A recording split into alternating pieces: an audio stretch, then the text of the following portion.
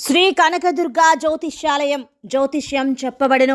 ప్రేమ సమస్యలు, పెళ్లి సమస్యలు, భార్యాభర్తల గొడవలు, విద్య, ఉద్యోగం, వ్యాపారం, కుటుంబ ఆర్థిక సమస్యలు, నరదిష్టి, నరఘోష సమస్యలు, సంతాన సమస్యలు, స్త్రీ పురుష వశీకరణం, గ్రహ సమస్యలు, బాలగ్రహ పీడకలలో ఎటువంటి సమస్యలకైనా 100% పరిష్కారం చేయబడును. అన్ని విషయాలు ఫోటో చూసి ఫోన్లో స్వయంగా చెప్పబడును. గురువు గారికి నమ్మకంతో కాల్ చేయండి. గురూజీ రామరాజు 9000442025. హలో ఫ్రెండ్స్, అందరికీ నమస్కారం. ముందుగా మీరు మా ఛానల్ని సబ్స్క్రైబ్ చేసుకోకపోతే సబ్స్క్రైబ్ చేసుకొని పక్కనే ఉన్న బెల్ ఐకాన్ని క్లిక్ చేసి ఆల్ సెలెక్ట్ చేసుకోండి. మేము వీడియోస్ అప్లోడ్ చేసిన వెంటనే మీకు నోటిఫికేషన్ వస్తుంది. మా వీడియోస్ని లైక్ చేయండి, షేర్ చేయండి. మీరు చేసే లైక్ మరియు షేర్ మాకు ఎంతో సపోర్ట్ మరియు ఎంకరేజ్మెంట్ని ఇస్తాయి. మేము చెప్పేది మీకు పూర్తిగా అర్థం కావాలంటే మా వీడియోని ఎక్కడా కూడా స్కిప్ చేయకుండా చివరి వరకు చూడండి. ఇక ఆలస్యం చేయకుండా వీడియోలోకి వెళ్దాం. మీన రాశి వారు ముఖ్యంగా ఆగస్టు 8, 9 తేదీలలో ఈ వస్తువును అస్సలు ఎవరికి ఇవ్వకండి. మీ జీవితం నరకమవుతుంది.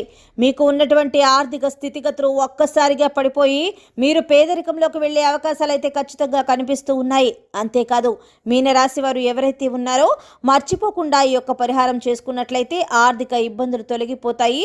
మానసిక ఇబ్బందుల నుంచి పూర్తిగా బయటపడగలుగుతారు. అసలు మీనరాశి వారు ఏ వస్తువుని ఇవ్వకూడదో ఈరోజు మనం ఈ వీడియోలో తెలుసుకుందాం.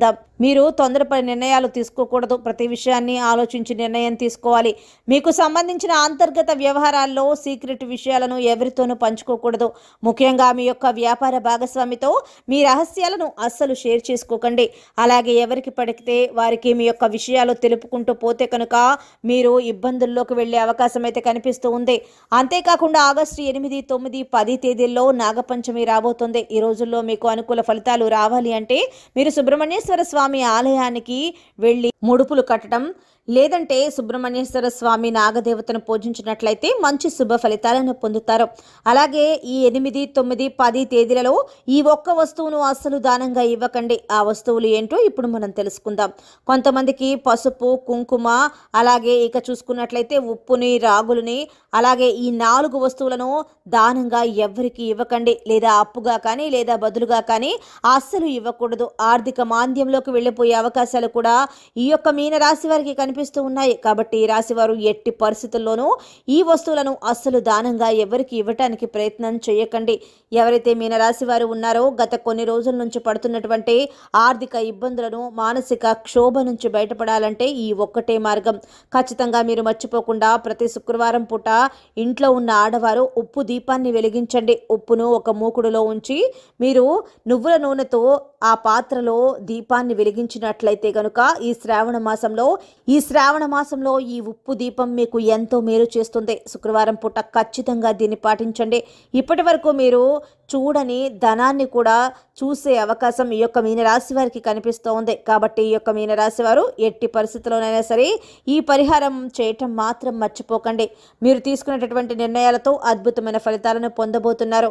ముఖ్యంగా మీరు ఈ పరిహారం చేస్తే కనుక ఆకస్మిక ఆర్థికపరమైనటువంటి సమస్యల నుంచి కూడా ఈ యొక్క మీనరాశి వారు బయటపడతారు.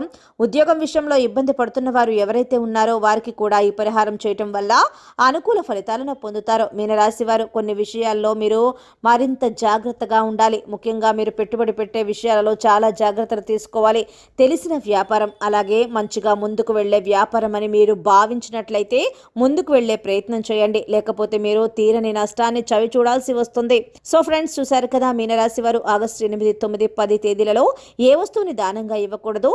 మరి మీరు ఆర్థిక కష్టాల నుంచి బయటపడడానికి చేయవలసిన పరిహారం ఏంటో ఈ రోజు మనం ఈ వీడియోలో తెలుసుకున్నాం కదా. మీకు గనక వీడియో నచ్చినట్లయితే లైక్ చేయండి, షేర్ చేయండి.